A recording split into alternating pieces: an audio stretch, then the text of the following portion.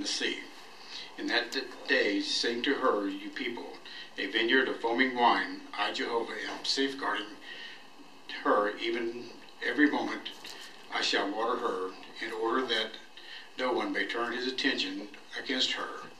I shall safeguard her even night and day. There is no rage that I have. Who will give me thorn bushes and weeds in the battle? I will step on such, I will set such on fire at the same time. Otherwise, let him take hold of my stronghold. Let him make peace with me. Peace let him make with me. In the coming days, Jehovah will take root.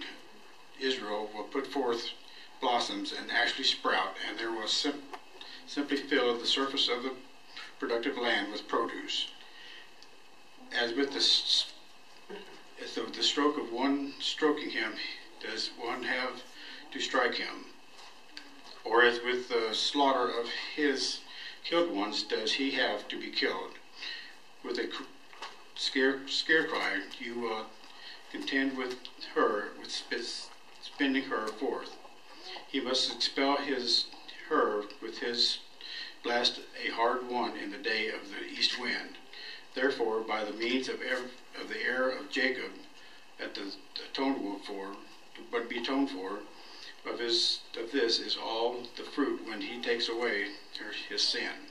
When he makes all of the stones of her altar like chalk stones that have been pulverized, so that the sacred poles of the incense stands will be raised up. For the glorified city will be solitary in the pasture ground, and he will lift it itself as a bound like a wilderness, and the calf will graze, and it will come and lie down, and he will actually consume her boughs. When her sprigs were dried up, women coming to break them off, lighting them up, for it is not a people of keen understanding. That is why its makers will show it no mercy, and his former will show it no favor. And it must occur in that day that Jehovah will beat off the fruit of the flowing streams of the river of the torrent valley of Egypt. And so you yourselves will be picked up one after the other, O sons of Israel.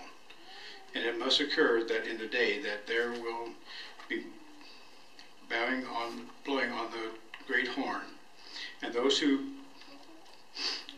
perishing in the land of Assyria, and those who are dispersed in the land of Egypt will certainly come and bow down to Jehovah in the holy mountain of Jerusalem.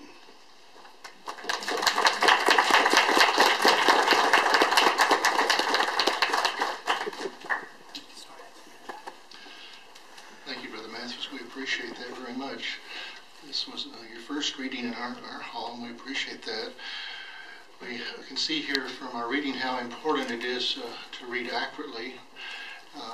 We noticed there was a lot of punctuation in the reading, and reading, it brings out in our BE book on page 83 how important it is to read not just words, but to read in groups of words, and also pay very close to your punctuation. It brings that out on page 84 of our VE book on paragraph 1, how punctuation has a real important ingredient in learning to read meaningful. And that's important when we're at the door, to read in a way where people can really understand us.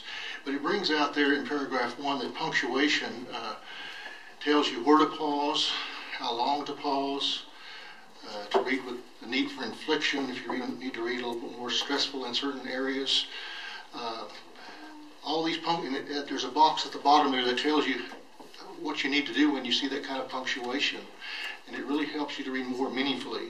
It also brings out in this speech quality how to learn to read in groups of words instead of reading just one word at a time. And these are points that will help you to read even better. So we appreciate your reading very much, Brother Matthews. Our talk number 2.